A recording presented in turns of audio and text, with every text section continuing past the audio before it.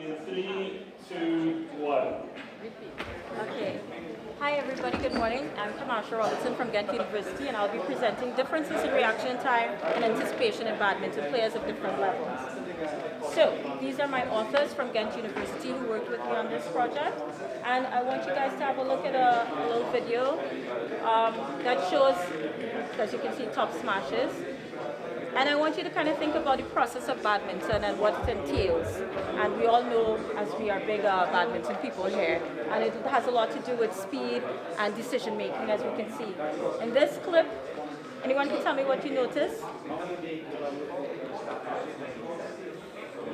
Nobody?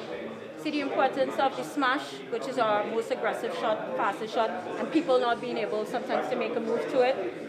And that could be as a result of slow reaction times, improper anticipation making skills, decision making process.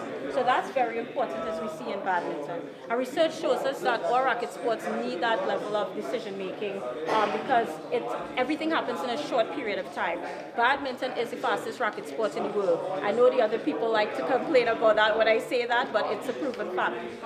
So it's a very difficult thing to control when you have to make decisions. There's just that much time that you can do it in. And research also tells us that what reaction time is really that ability to respond to a visual stimuli. And anticipation is even harder because it's something that you're doing before a stimulus is even available. So what are you really doing? It's quite difficult. So our aims in this study were, we wanted to investigate the reaction times of badminton players of different expertise levels, and also to the relative contribution of contextual information on reaction time and anticipation in the sport. So we hypothesized that elite players would display faster reaction times compared to the other groups, right? Because they're elite players, so they have a much better ability in what they do. And also that all the groups would have a faster and more accurate time. When we give them more contextual information, we would expect that to happen. So who did we use? Our participants, we had some elites that we selected from in Belgium. They have something called the top sports schools. So these are specially selected people who are high performance athletes. They play at the top Belgium level and also internationally. The sub-elites, they also play at the top level in Belgium. The recreational people, we call those people who were from clubs and they just play at different competition levels, not as high as the others. And novices, we use non-badminton players from our sports department at the university. So here's how we set it up. We decided, okay, we want to be able to occlude, we had badminton sequences and we're going to occlude the videos and the shuttle racket contact 200 milliseconds and 100 milliseconds before and also after and also on contact. So this all happened at different time points. The time points happened at different periods of time. It was a randomized order as we will go along and see. To measure the reaction time in the lab, what you're seeing here are two force plates. So basically this is attached to a computer in the lab there. We also have several cameras that are around that are going to measure that. We had markers on their shoes, and we also had a high-speed camera to the back of them, which you will see in a bit, and another camcorder to the side so we can measure their accuracy. And this is how I did the accuracy. With the lines you're seeing, I just did a simple thing where I kind of divided it. So if they went left, I know, okay, one, they're correct, they're not correct, wherever they go. So a number system where I could measure the accuracy. So here you're going to see we had 3 blocks for the trial for this experiment. This is an elite player from Belgium, and the first block we only had kinematic information. And so we asked them to stand on the force plates. They couldn't make any prior movements because then as soon as you lift your feet off of the force plates, you measure speed. So it's very important for them to stand still. Of course, that didn't happen with everyone.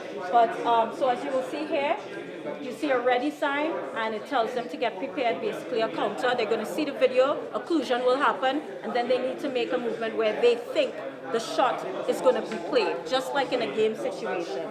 And for the second block, we did some serves, so 60 trials, all randomized. Again, first 5 are practice trials, and you will see here that the arrow will tell them, okay, stand on the left side, just like in a game, it counts down again. They will see a serve, and then they need to make a movement where they think the serve will go, and you will see him also make a movement to the next side. So this one's telling him go to the right, I get ready, and just like in a game, I'm going to look at the guy who's going to serve. Where do I think it's going to go? He plays. And it's, of course, you probably won't see here, but again, the occlusion happens. And the last one is where we throw back in all the contextual information now. So they're getting to see a whole rally sequence. And this one has an audio cue where they hear a loud beep, and then that tells them 3 shots after, I'm going to get prepared to make a movement. We can't hear the beep now because I have it really low, but that's what happens. So he sees a whole rally and he gets ready again and he makes his determination. So what did we find out? What do we think we found out? Elites should be better, right? Our study showed us that the novices were quicker. They were much quicker than the elites in terms of the reaction time. And why could that possibly be? I mean, we know that they have similar search patterns, but do they really know what they're doing with the information? What do the novices know compared to the elites? And also we realize that they might have to guess more where it's going to be played because they don't have that type of skill level and understanding like an elite person would. So it's like, hey, let's just move as fast as we can to just get to the shuttle, but I don't really know where I'm supposed to go. And as you can see from research again here, that people as well, when they realize they need to get to something, if they don't move fast enough that they're not going to be able to get to it, then they make a movement. So with regards to the accuracy, we found that the elites were obviously more accurate, even though they were slower, but the novices made the poorest decisions. They were not accurate because, again, we figure it's like a speed trade-off where they said, okay, I'm going to move fast and get to this, but I don't really know where I'm going, but I'm just going to make a movement. They do not know really how to process all the contextual information and kinematic information that they're receiving. So also, I should mention that when the contextual information was thrown in, all the groups were slower. So even the elites reacted slower, and we figure this is because they need to process information as well before they make a movement. They're not just going to randomly make a movement. And limitations, low number of available elite athletes. Belgium, football is more important, cycling, badminton is not the most popular sport, so that's a bit tricky. But I am working on a future study that has a slightly bigger group. And I could have included, I think it's good to include some non-specific, like reaction time tests, just to test general speed of athletes and things like that. And also a psychological component, which I'm working on, that will include executive functions and psychological questionnaires, which is very important, I think, for decision making and information processing. So we conclude that this is something that for you guys as coaches could be information, good information, because you can look at the trainability of your athlete. How fast are they? Why are they so slow? How do they make decisions? How do they react when they see a lot of contextual information as opposed to when they don't? Are they making that information processing work for them so that they can become more useful in their performance? And also we realize that it's important to place emphasis on the visual attention and not just movement execution. That visual attention is something that's very important for them to be able to make right decisions.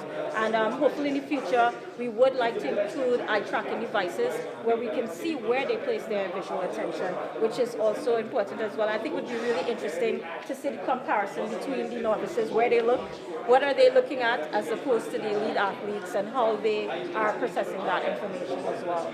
So I'd like to thank the BWF for the opportunity to present to you all, lovers of badminton. And if you have any questions and you want to contact me, feel free to take a photo and you'll find all my information there. Thank you very much, and I hope you have a very good summer.